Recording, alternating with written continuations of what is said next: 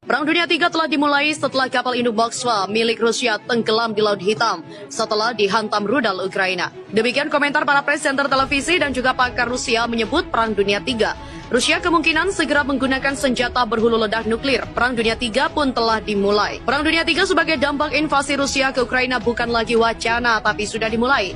Propagandis TV pemerintah Rusia tadi malam mengklaim bahwa Perang Dunia III dimulai setelah kapal induk Rusia Moskva ditenggelamkan Ukraina di Laut Hitam. Presiden Rusia Vladimir Putin marah besar atas peristiwa yang memalukan bagi militer negara dikuasa itu.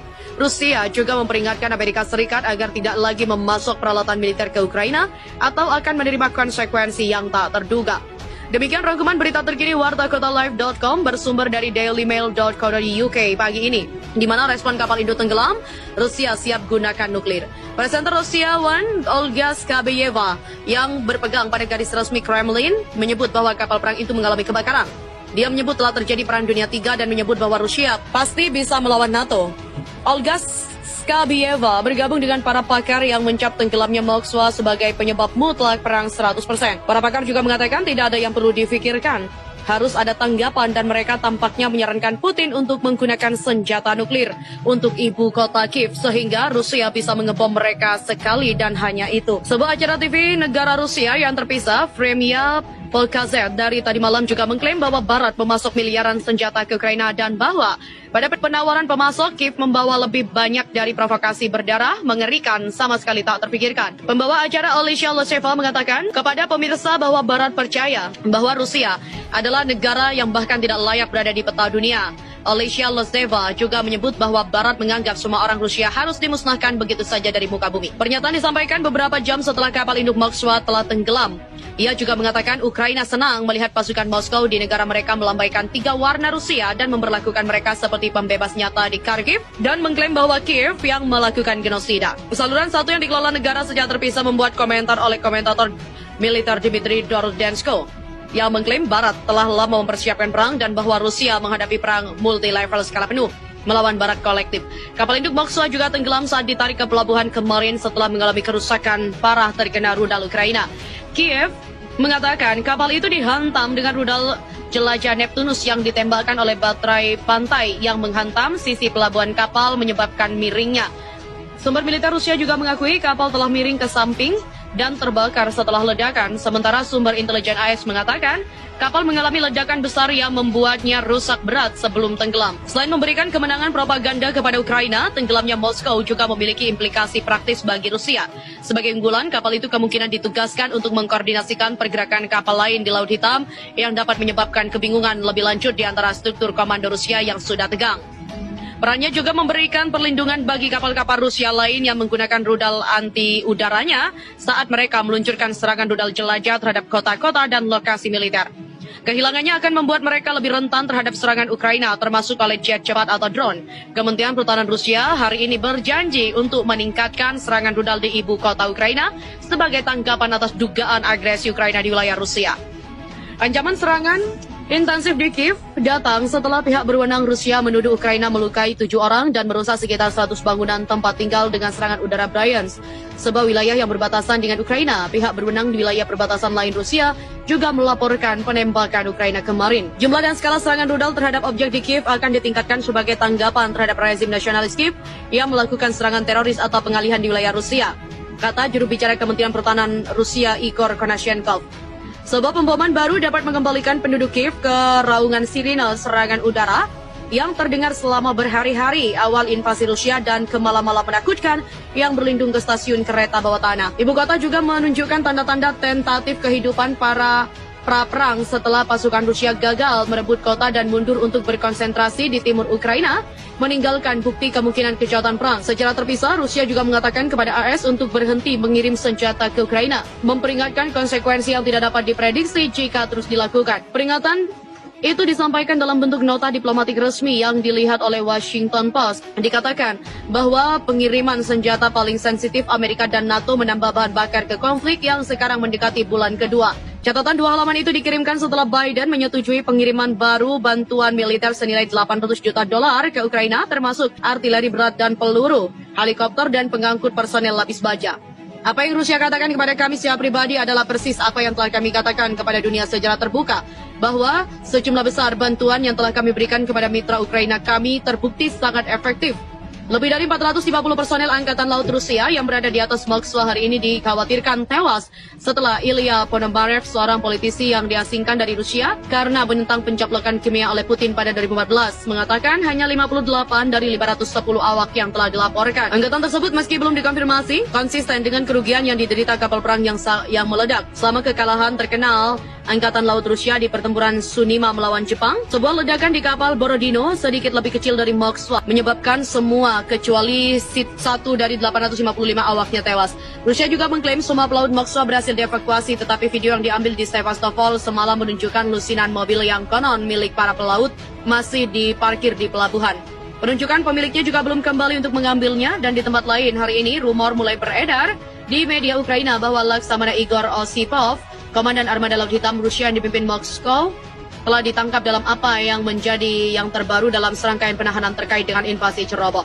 Sementara itu pagi ini, terungkap bahwa Moskow telah kehilangan agen intelijen militer GRU yang terbang tinggi di Ukraina dalam pukulan terbaru terhadap layanan mata-mata elit Kremlin. Kapten Alexei Bogomolov dari resimen terpisah ke-25 pasukan khusus GRU dilaporkan tewas dalam aksi. Pemakamannya akan diadakan besok di wilayah Tambov. Ia juga mengikuti kematian agen GRU berusia 31 tahun, Kapten Alexei Glushkak, yang pertengahan Maret, serta Letnan Senior Antov Volkov, Kapten Konstantin Drushkov, dan juga operator GRU Islam Abduragimov, dan juga Syamil Aselderov. Sejak terpisah, sebuah video yang muncul minggu lalu menunjukkan beberapa kuburan perwira pasukan khusus intelijen militer GRU yang baru saja terbunuh. Mereka berasal dari Ordo terpisah ke-10 dan Brigade Tujuan Khusus di Zhukov. GRU dipandang sebagai layanan Rusia yang paling rahasia dan hingga saat ini paling efektif. Inggris juga mengatakan regu pembunuh GRU berada di balik peracunan dengan Novikov dari Sergei Skripal yang telah membelot ke Inggris dan putrinya Yulia pada 2018. Dalam perang dingin, seorang agen GRU dibawa perlindungan diplomatik London. Ukraina dan negara-negara NATO perlu dihantam dengan senjata nuklir, kata Panglima Perang Chechnya Ramzan Kadyrov. Menurut Ramzan Kadyrov, senjata nuklir pastinya akan menghancurkan sekaligus membungkam kesombongan negara-negara NATO. Ramzan Kadyrov memastikan akan membersihkan Luhansk dan Donetsk dalam perang Rusia-Ukraina yang kini terfokus di wilayah timur. Kadyrov berkata apa yang dikatakan, yaitu apa yang akan saya lakukan, saya akan segera membersihkan Luhansk dan Donetsk yang mulai bekerja lebih jauh. Saya akan menyatakan jika ada tentara bayaran yang datang ke Ukraina, kami akan menyerang dengan senjata taktis nuklir di titik-titik tertentu. Jadi mereka tidak mengejek kita, NATO, Barat, berperang dengan kita. Ini bukan lelucon. Tugasnya jelas, akan ada serangan tidak hanya dari Mariupol, tetapi di pemukiman lain, kota dan desa dalam membebaskan Luhansk dan Donetsk. Tujuan ini ditetapkan oleh Panglima tertinggi Presiden kita yang terhormat Vladimir Putin, kata Kadyrov. Kadyrov mengungkapkan, setelah itu pihaknya akan mengambil Kiev dan semua kota lainnya. Dia menjamin pasukan Rusia tidak mundur. Ada kebingungan momen seperti itu terjadi dengan strategi perang. Sikap niat baik disalahpahami oleh musuh kita. Kadyrov juga menawarkan peta yang diduga menunjukkan keterlibatannya dalam konflik Rusia-Ukraina dari istananya di Chechnya. Panglima perang sebelumnya mengecam juru bicara di Putin, Dmitry Peskov, karena gagal mengumumkan pangkat Letnan Jenderal Militer baru Kadyrov yang ia terima dari Putin pada Maret tahun ini. Rusia di tengah invasinya ke Ukraina telah menyatakan siap untuk menggunakan senjata nuklir jika keberadaannya terancam. Sekretaris Jenderal NATO Jens Stoltenberg langsung bereaksi atas retorika berbahaya Moskow itu. Rusia harus memahami bahwa itu tidak akan pernah memenangkan dalam perang nuklir, kata Stoltenberg. Bos NATO juga mengatakan Moskow harus menghentikan retorika nuklirnya yang berbahaya dan tidak bertanggung jawab. Beberapa hari setelah invasi Rusia ke Ukraina dimulai, Presiden Vladimir Putin memerintahkan para komandan militernya untuk menempatkan pasukan pencegahan nuklirnya dalam siaga tinggi. Di barat sebelumnya, juru bicara Kremlin Dmitry Peskov mengatakan senjata nuklir siap digunakan Rusia jika keberadaannya terancam. Menurutnya, itu merupakan kebijakan keamanan Moskow. Jika itu adalah ancaman eksistensial bagi negara kami, maka senjata nuklir dapat digunakan sesuai dengan konsep kami. Di mana sebelumnya, juru bicara Kremlin Dmitry Peskov mengatakan senjata nuklir siap digunakan Rusia jika keberadaannya terancam. Menurutnya, itu merupakan kebijakan keamanan Moskow. Di sisi lain, dia berbicara kepada kantor berita TASS soal perkembangan perang di Ukraina. Menurutnya, tidak seorang pun pernah mengira operasi di Ukraina akan memakan waktu hanya beberapa hari. Faktanya, perang sudah berjalan genap sebulan pada Kamis. Presiden Rusia perintahkan Menteri Pertahanan siagakan senjata nuklir. Amerika langsung bereaksi. Juru bicara Gedung Putih Jen Psaki menanggapi keputusan Presiden Rusia Vladimir Putin menempatkan pasukan penangkal strategis Rusia termasuk pasukan nuklir strategis dalam siaga penuh. Jan Psaki menyatakan manuver Putin adalah bagian dari pola Kremlin yang lebih luas, dengan cara melakukan eskalasi tak beralasan dan menciptakan ancaman yang dibuat-buat. Ini benar-benar pola yang kita lihat dari Presiden Putin selama konflik ini, yaitu menciptakan ancaman tidak nyata untuk membenarkan agresinya, dan komunitas global serta rakyat Amerika harus melihatnya melalui prisma itu, kata Psaki kepada George Stephanopoulos dari ABC di This Week. Psaki menambahkan, Amerika Serikat siap menghadapi pola yang sedang dilakukan Kremlin. Ini semua adalah pola dari Presiden Putin dan kita akan tegak menghadapinya. Kita memiliki kemampuan untuk membela diri, tetapi kita juga perlu mengungkapkan apa yang kami lihat di sini tentang Presiden Putin. Ketika ditanya tentang bantuan atau sanksi militer lebih lanjut, Psaki berkatakan Amerika Serikat siap mengirim lebih banyak bantuan kemanusiaan, ekonomi, dan pertahanan militer. Ditekankan apakah Amerika Serikat akan mengambil tindakan lebih cepat terhadap sektor energi Rusia, Psaki mengatakan semuanya ada di atas meja. Dan menambahkan, pemerintah AS percaya konflik saat ini menggambarkan bahwa AS harus meningkatkan pasukan, yaitu pasokan energi domestiknya dan melakukan diversifikasi minyak dan gas di luar negeri. Psaki juga menambahkan AS tetap berhubungan dekat dengan Presiden Ukraina Volodymyr Zelensky dan memuji dia atas kepemimpinannya selama beberapa hari pertama perang saat ini. Dia berdiri dengan berani melawan invasi Presiden Putin dan juga kepemimpinan Rusia. Seorang demonstran memegang plakat ketika orang-orang berkumpul di Lafayette Square untuk memprotes invasi Rusia ke Ukraina di Washington DC pada 24 Februari 2022. Rusia menghancurkan peluncur anti pesawat S-300 yang dipasok asing dalam sejumlah serangan presisi di Ukraina. Kementerian Pertahanan atau Kemhan Rusia mengklaim hal itu pada Senin. Beberapa hari sebelumnya, Slovakia melaporkan menyumbang baterai rudal pertahanan udara S-300 lama buatan Soviet ke Kiev. Dalam pengarahan regulernya tentang aksi militer yang sedang berlangsung di Ukraina, Kementerian Pertahanan Rusia melaporkan militer menghancurkan hanggar di pinggiran selatan kota Dnepropetrovsk, di mana peralatan dari baterai S-300 dipasok ke rezim Ukraina oleh salah satu dari negara-negara Eropa disembunyikan. Rentetan rudal kaliber yang diluncurkan dari laut juga menghancurkan 4 peluncur S-300 dan sebanyak 25 tentara Ukraina dalam serangan pada Minggu.